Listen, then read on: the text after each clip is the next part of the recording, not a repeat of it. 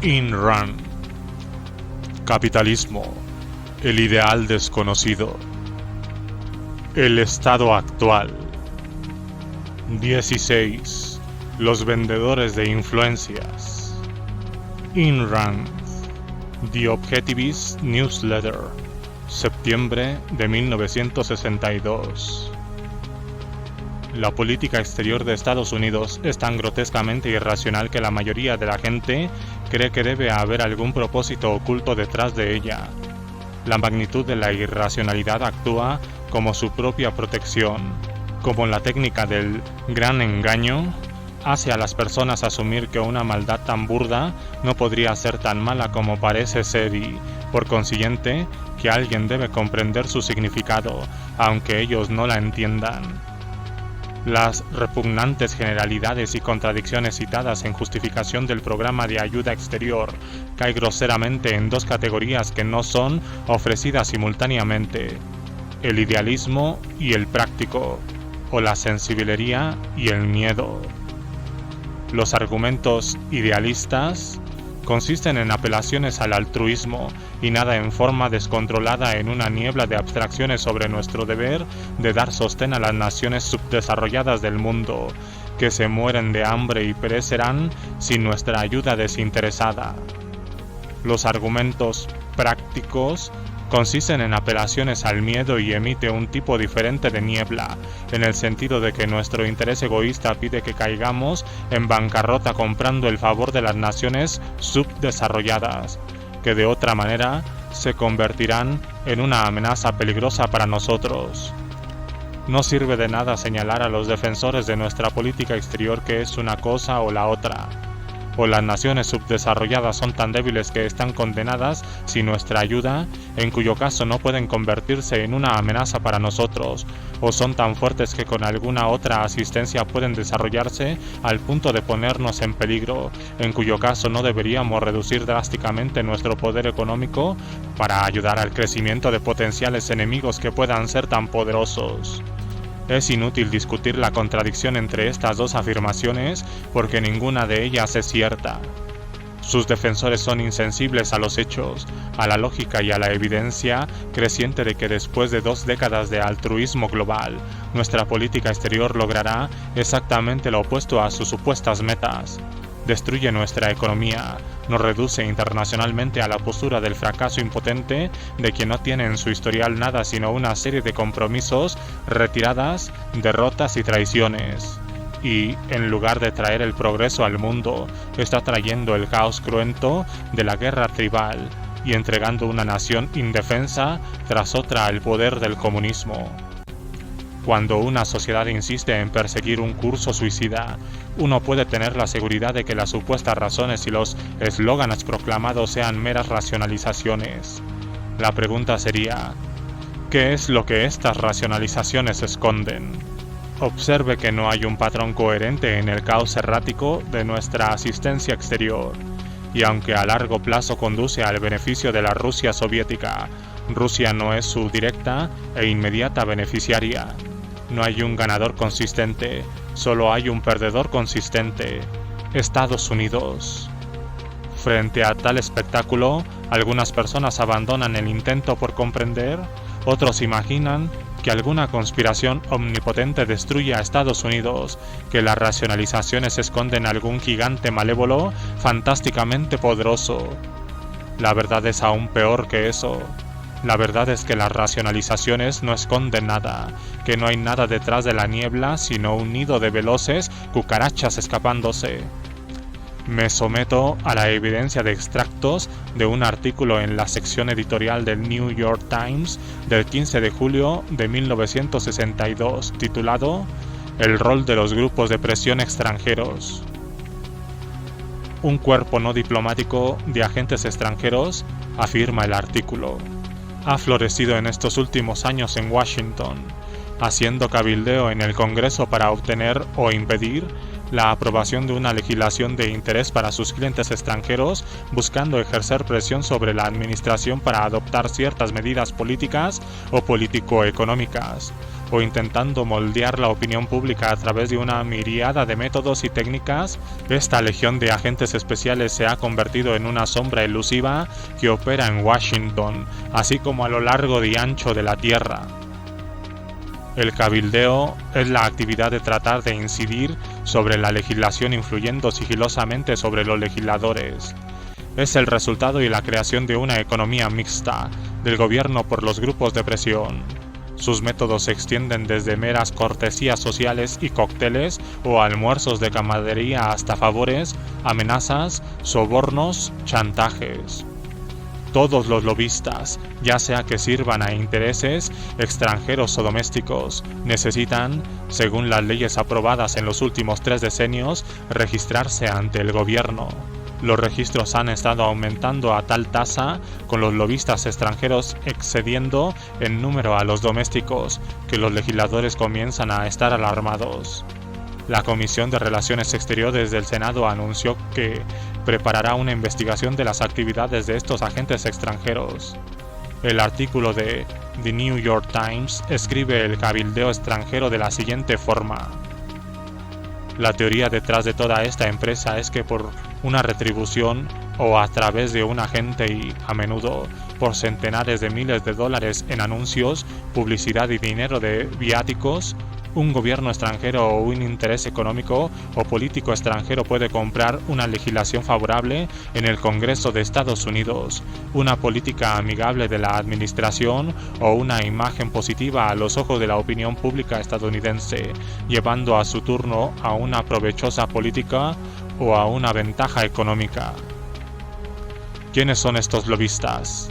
Hombres con influencia política en Estados Unidos, con acceso a figuras influyentes de Washington, hombres contratados por intereses extranjeros.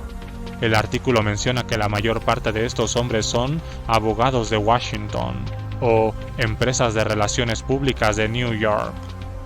Rusia es uno de estos intereses extranjeros y está servida por lobistas registrados en Washington, pero simplemente está lucrando con la situación como los demás. El éxito de su conspiración en este país es el resultado, no la causa, de nuestra autodestrucción. Nos gana por omisión. La causa es mucho más profunda que eso. El tema de los grupos de presión ha atraído muchas miradas recientemente en lucha de los lobistas extranjeros para obtener cuotas de azúcar del gobierno estadounidense. Sus esfuerzos, indica el artículo, estuvieron centrados en el representante Harold Cooley, demócrata de Carolina del Norte, presidente de la Comisión de Agricultura de la Cámara, quien al menos hasta ese año mantuvo casi todo el poder sobre la distribución de las cuotas. Nunca estuvo demasiado claro el criterio utilizado por el señor Cooley en la asignación de esas cuotas y, por el mismo motivo, es imposible determinar cuál fue el efecto real de las solicitudes de los lobistas sobre él. Pero al ofrecer sus servicios a gobiernos extranjeros o a las asociaciones de cultivadores de azúcar, estos representantes estuvieron efectivamente ofreciendo en venta su amistad verdadera o supuesta con el señor Cooley. Este es el corazón y esencial del tema del actuar como grupo de presión y de nuestra ayuda exterior y de una economía mixta. El problema no es que nunca ha sido demasiado claros los criterios que usa el señor Cooley para asignar estas cuotas, sino que nunca han sido y nunca podrán ser demasiado claros los criterios que se esperó que él usara dada la legislación que le concedió esos poderes. No se puede definir ningún criterio en este contexto, tal es la naturaleza de la ley no objetiva y de toda la legislación económica. Siempre que un concepto como el bien común, o el interés social o nacional o internacional sea considerado como un principio válido para encauzar la legislación, las organizaciones de lobistas y los grupos de presión necesariamente seguirán existiendo, dado que no hay tal entidad como el público, ya que el público es meramente un número de individuos. La idea de que el bien común reemplaza los intereses y los derechos privados no puede tener sino un significado: que los intereses y los derechos de algunos individuos tienen prioridad sobre los intereses y los derechos de otros. Si es así, entonces todos los hombres y todos los grupos privados tienen que luchar a muerte por el privilegio de ser considerados como el público. La política del gobierno tiene que oscilar como un péndulo errático de grupo a grupo, castigando a una cierta cantidad y favoreciendo a otros, al antojo de algún momento dado, y una profesión tan grotesca como ser lobista, vendiendo influencias, se convierte en un trabajo de tiempo completo. Si el parasitismo, el favoritismo, la corrupción y la codicia de los no merecedores no existiera, una economía mixta los haría aparecer. Dado que no hay justificación racional para el sacrificio de algunos hombres por otros, no hay criterio objetivo por el cual tal sacrificio puede ser encauzado en la práctica. Toda legislación en pro del interés público y cualquier distribución de dinero que quite por la fuerza a algunos hombres para el beneficio inmerecido de otros, desciende finalmente a la conexión de un poder indefinido, indefinible, no objetivo, arbitrario de algunos personeros del Estado. El peor aspecto de esto no es que tal poder pueda ser usado deshonestamente, sino que no puede ser usado honestamente. El hombre más sabio en el mundo, con la integridad más pura, no puede encontrar un criterio para la aplicación justa, equitativa, racional de un principio injusto, no equitativo y racional. Lo mejor que un funcionario honesto puede hacer es no aceptar el soborno material por su decisión arbitraria, pero esto no hace a su decisión y a sus consecuencias más justas o menos calamitosas. Un hombre de convicciones bien definidas es insensible a las influencias, pero cuando las convicciones bien definidas son imposibles, las influencias personales dominan. Cuando la mente de un hombre está atrapada en el laberinto brumoso de lo no objetivo, no tiene salidas ni soluciones, aceptará cualquier discusión cuasi persuasiva, semiplausible. No teniendo certeza, copiará a alguien que haga lo mismo. Él es la presa natural de los manipuladores sociales, de los vendedores propagandísticos, de los lobistas. Cuando un argumento es tan incierto como cualquier otro, el elemento subjetivo, emocional o humano se vuelve decisivo. Un legislador acosado puede llegar a una conclusión, consciente o inconscientemente, de que el hombre amigable que le sonrió en el cóctel de la semana pasada era una buena persona que no lo engañaría y cuya opinión puede ser fiable. Es por consideraciones como estas que los funcionarios pueden disponer de nuestro dinero, esfuerzos y futuro. Aunque indudablemente existen casos de corrupción real entre los legisladores y los funcionarios gubernamentales, no son un factor generado fundamentalmente de la situación actual. Es significativo que en esos casos, que han quedado públicamente al descubierto, los sobornos fueran casi patéticamente pequeños. Hombres con el poder de disponer de millones de dólares vendieron sus favores por una alfombra de $1000, un tapado de piel o un refrigerador. La verdad, más probablemente, es que quien lo recibió no lo considerara como un soborno o como una traición a su confianza pública. No pensara que su particular decisión podría tener importancia de una u otra forma en la clase de elecciones infundadas que debía realizar en medio de la orgía general de disponer de una riqueza aparentemente sin dueño. Los hombres que no venderían a su país por $1.000.000 lo venden por la sonrisa de alguien y un viaje de placer a Florida. Parafraseando a John Galt, esa es la clase de monedas y sonrisas la que destruye su país. El público general está impotentemente sorprendido. A los intelectuales no les importa considerar nuestra política exterior muy de cerca. Sienten culpa, sienten que sus agotadas ideologías, a las cuales no se atreven a desafiar, son causa de consecuencias que no se atreven a afrontar. Cuanto más las eluden, más grande su ansia por tratar de asir cualquier escapatoria o racionalización y sostenerla con agresividad. El sayo raído del altruismo viene a tapar y sancionar las evasivas de un aura vaciada de rectitud moral, el cinismo exhausto de una cultura en quiebra, de una sociedad sin valores, principios, convicciones o estándares intelectuales. Hace el resto. La fuerza motriz detrás del sagrado suicidio del país más grande del mundo no es ya un fervor altruista o una cruzada colectivista, sino las manipulaciones de abogaditos y relacionistas públicos que tiran de las cuerdas mentales de autómatas sin vida. Estos, los lobistas a sueldo de intereses del exterior, los hombres que no podrían esperar obtener en otras circunstancias el dinero que hoy obtienen, son los beneficiarios reales y únicos del sacrificio global, como todos los de su clase siempre han estado cerca de cada movimiento altruista en la historia.